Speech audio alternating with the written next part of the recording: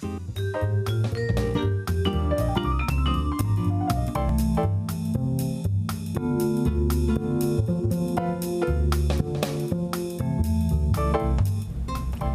and welcome to Aging is for Everyone. I'm Laura Mondello and I'm your host for the show.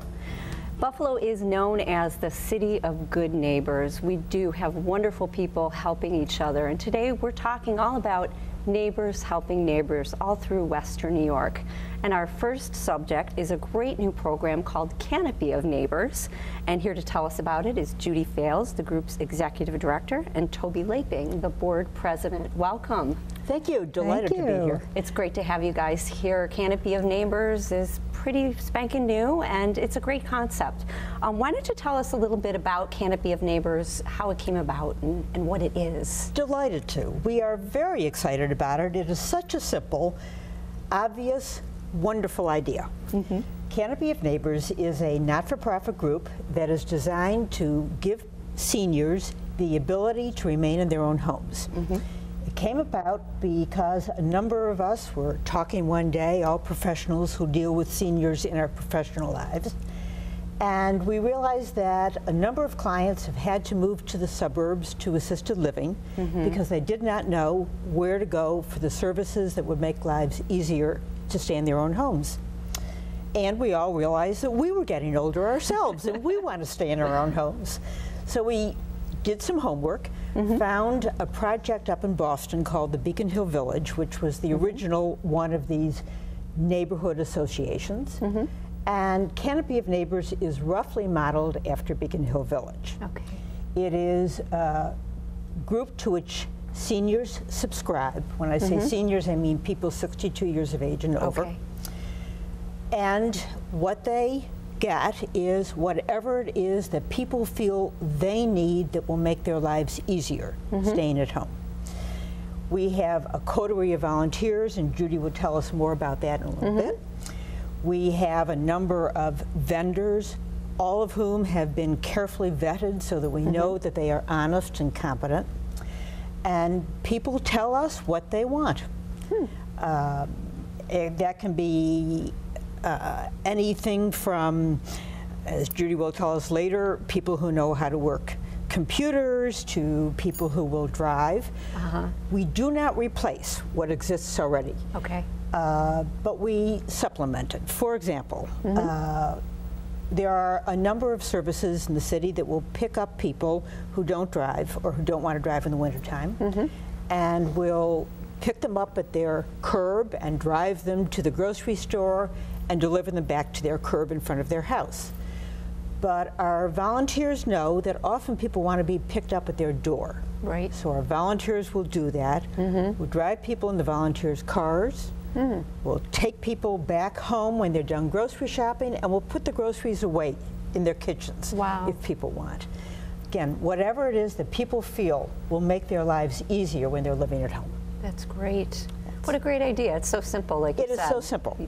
And now it's a subscription program, so it's limited to a certain area. So why don't we talk a little bit about where this program is now, and who knows, maybe someday somebody else will pick it up somewhere else. But as a matter of fact, there are other projects in the city. Canopy of Neighbors has limited ourselves to an area in the city that is roughly zip codes 14209 and 14222.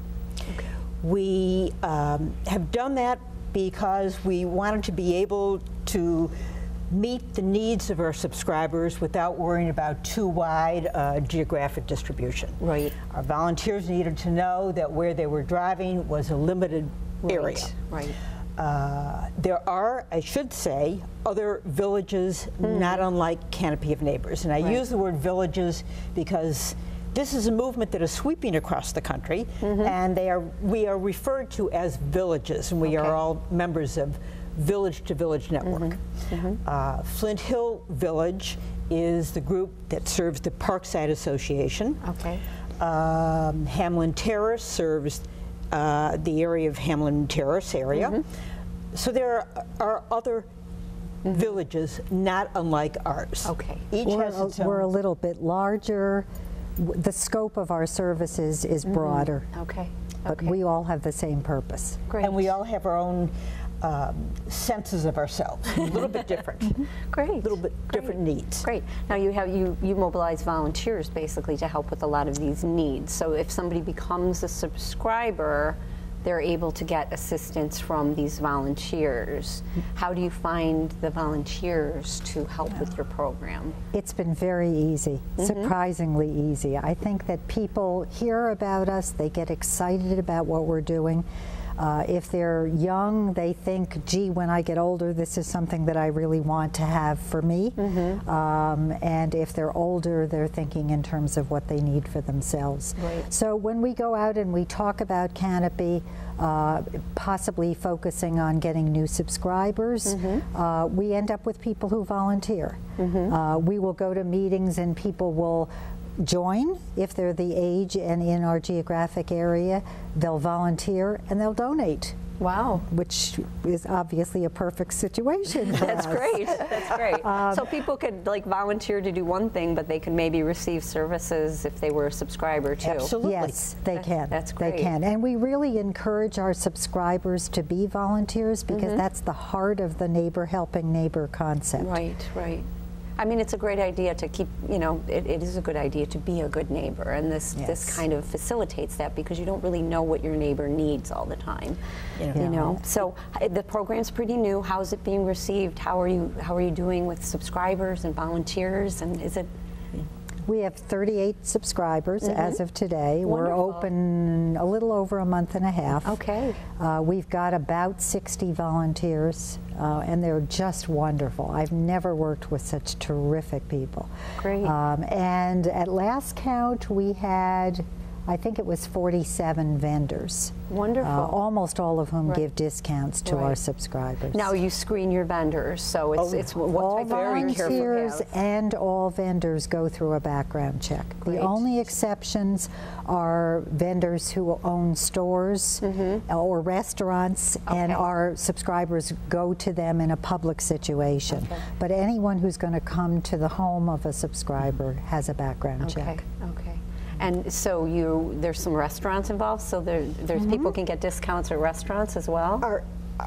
I should say that part of the idea is also seniors, particularly those who are living alone, and there are a lot of seniors living alone in the zip codes that I've described, have a real risk of becoming socially isolated. Right. And part of what we want is to make sure that that's avoided. Okay. One good example, a lot of us love to eat out, but don't like to eat out alone. Right. And so one of the things we are planning to start up quite soon is a Tuesday night at a local restaurant. We'll have a canopy table. People will make reservations. They can be driven if they want a volunteer to drive them. Oh, great. But they will know when they get there that they're not eating alone, that there will be other people from the same organization. So again, we have several missions, all designed to make it easier for people to remain at home. Sounds great. But a good part of that is socialization. Wonderful, wonderful. And we're going to put up your contact information so people can call you and find out more information and email you. Thank you guys for being with us. What a great way to just build the neighborhoods. Thank you for We're having very excited us. about Thank it. you. Thank you. Thank you. We'll be right back with more Aging is for Everyone.